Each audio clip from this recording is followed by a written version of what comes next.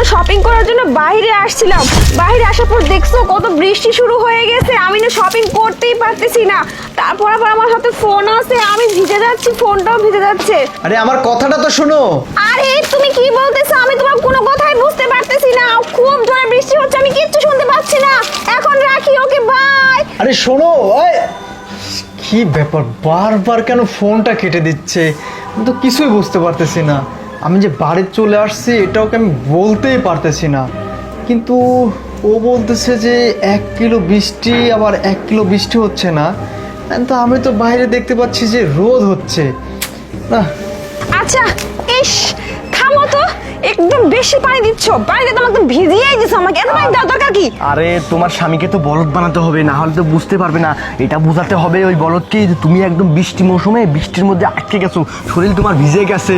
শোনো, এত কিছু করার কোনো প্রয়োজন নেই, আমার স্বামীটা এমনি বোকা, ওকে এত বোকা বানানোর কিচ্ছু নেই।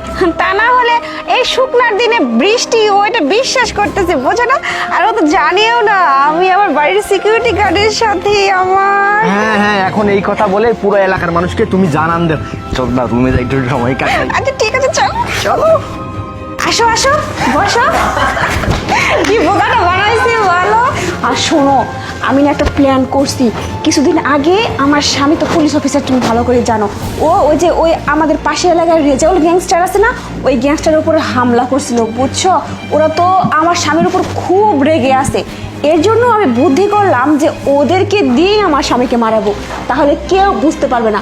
আমি ফুল প্ল্যান করে রাখছি, বুঝছো? ওদেরকে আমি বলছি, শোনো আমার কথা শোনো, ওদেরকে আমি বলছি আমার স্বামীকে এই দুনিয়া থেকে শেষ করে দিতে, ওরা সরাই দিবে আমার স্বামীকে। তুমি আবার পাগল হয়েছো নাকি? তুমি আবার ওর সাথে কথা বলতে গেছো কেন? তোমার স্বামী মরে যাওয়ার পর ওই গ্যাংস্টারটা তোমার পিছনে লেগে পাবে। আরে না, ওরা টাকা দিয়ে কাজ করবে, ওরা কেন আমার পেছনে পড়বে?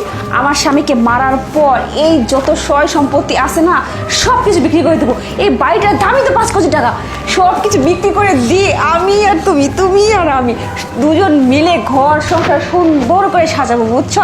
আমার স্বামী তো একটা বলদ, ও কি মেরে ফেলে কেউ কিছু বুঝতেও পারবে না।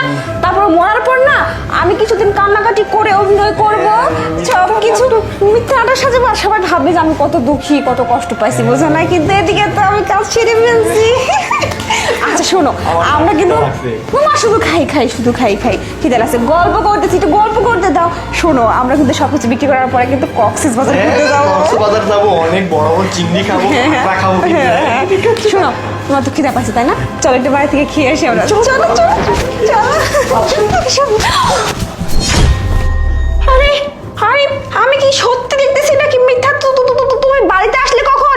আরে তুমি কি বলতেছো প্রিয়া? আমি তো সেই বাড়িতে আসছি কখন, আর তোমাকে তো আমি ফোন দিছি এটা বলার জন্যই, কিন্তু তুমি তো বারবার ফোনটা কেটে দিচ্ছ কেন? আমি তো তোমার জন্য শপিং করতে গেছিলাম, বাইরে বৃষ্টি হচ্ছিল, দেখতেছিল না? এই জন্য তো আমি ফোনটা কিছু বুঝতে পারতেছিলাম না কথা। ও আচ্ছা, এই ছেলেটাকে? ও ও ও আমাদের বাসার নতুন সিকিউরিটি গার্ড, ওই একটা পার্সেল আসছিল, পার্সেল দেওয়ার জন্য আসছিল আমার বাসায়। সিকিউরিটি গার্ড পার্সেল দিতে আসছে? হ্যাঁ। কিন্তু আমার বাসার সিকিউরিটি গার্ড তো এমন না। ঠিক আছে ম্যাডাম, আমি যাই। দাঁড়াও, কোথায় যাচ্ছ? দাঁড়াও। আচ্ছা প্রিয়া, হ্যাঁ, তুমি যখন বললে যে বাইরে অনেক বৃষ্টি হচ্ছে, কই আমি তো দেখলাম যে বৃষ্টি হচ্ছে না, আর আমি অনেক জায়গায় খোঁজ খবর নিছি, কোথাও বৃষ্টি হচ্ছে না। কি তোমার জায়গাতে শুধু বৃষ্টি হয়েছে? না মানে হচ্ছে কি, এই চুপ! না মানে কি? তুমি মিথ্যা নকল বৃষ্টি সাজিয়ে এতক্ষণ আমাকে ধোকা দিছো। এই তুই সত্যি কথা বলবি নাকি পাচার উপর লাত্তি খাবি? বল। স্যার আমি কিছু জানি না স্যার, ম্যাডাম আমাকে বলছিল ছাতি ধরে উপরে পানি দিয়ে বৃষ্টি বানাতে, স্যার আমি সেটাই করছি। এই তুমি তো কথা বলছিস, তোর সাথে আর বিশ্বাস করবি? মিথ্যা কথা ও বলতেছে না, তুই বলতেছিস। আরে চুপ! অনেক হয়েছে। সি, তার মানে আমার পিছনে এইগুলো চলে? এ সিকিউরিটি গার্ড না, এ তোর লাভার। একে তুই বাসায় ডেকে নিয়ে আসছিস রোমান্স করার জন্য, আর আমাকে বলতেছিস সিকিউরিটি গার্ড পার্সেল দিতে আসছে। আমি কি এতটা বোকা? হ্যাঁ? আরে তুমি ভুল বুঝতেছো, আসলে কোনো কথা না, ভুল আমার হয়েছে তোকে বিশ্বাস করে। আর তুই এই যে সিকিউরিটি গার্ডের ড্রেস পরছিস না, তোকেও শাস্তি দিব। তুই কি ভেবেছিস এত সহজে ছেড়ে দিব? আমি বিষয়টা আগেই সন্দেহ হয়েছে। এখন আমার সাথে থানায় চল, তোদের দুজনকে থানায় নিব, তারপরে বাকিটা কোর্টে দেখা হবে। চল।